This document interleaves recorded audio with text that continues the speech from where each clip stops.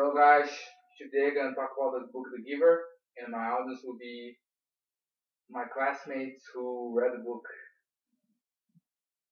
The Giver is a pretty good book and easy to read, but the book has hidden meanings. This one character is from C.S. Lewis, the writer of The Giver. You have to really pay attention while you're reading, or you might lose what the writer really meant with his words.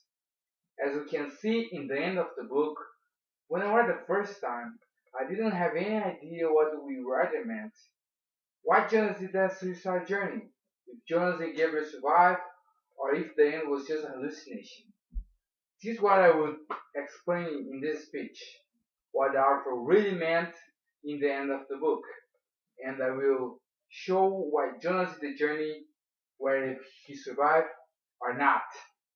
We can start explaining what happened by analyzing facts that took place before in the book. We can assume that Jonas was thinking about his release in page 13. Jonas talks to the giver about the release and he asks about it. He wonders where everyone goes after release, what happens. Jonas catches the giver if elsewhere really exists and what it looks like. The giver has thought it was unfair for babies to be sent to welfare because they did nothing wrong. Just because they weigh less than other babies or they don't sleep soundly, they deserve to go with welfare? What about the older people? What happens after they go through the special door in the releasing room? Dylan was curious about these things even before he was the receiver, as we can see on page 32. We have to see beyond these facts to really understand them. Dylan was so curious about the release because he was scared about what could happen to him next. And these answers could prepare himself to be released and not be afraid anymore. Other reasons that show that Jonas would rather be released than to live in the community is that he couldn't handle to live in the same anymore, which is described on page 95. Jonas started to see the color red, and he could also start to feel the emotions that he felt in the memories. Jonas was stunned and excited to see all the colors and feel their emotions like the giver did. Jonas couldn't live without the emotions that he felt in the memories.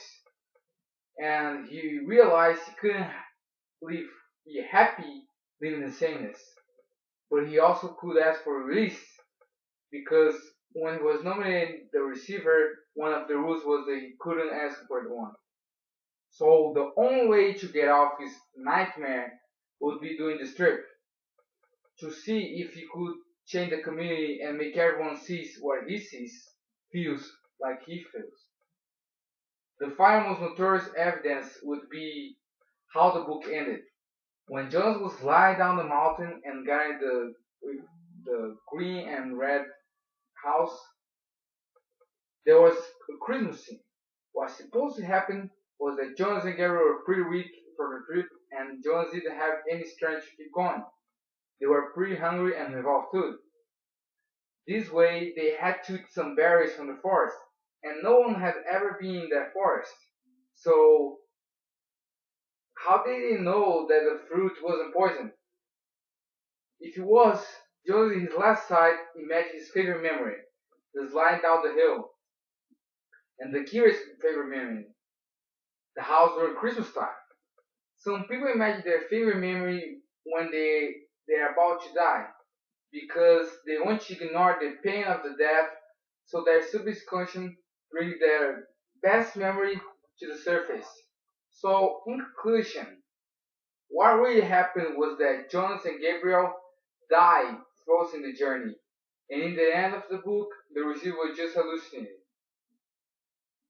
Thank you guys for your time. See you next time.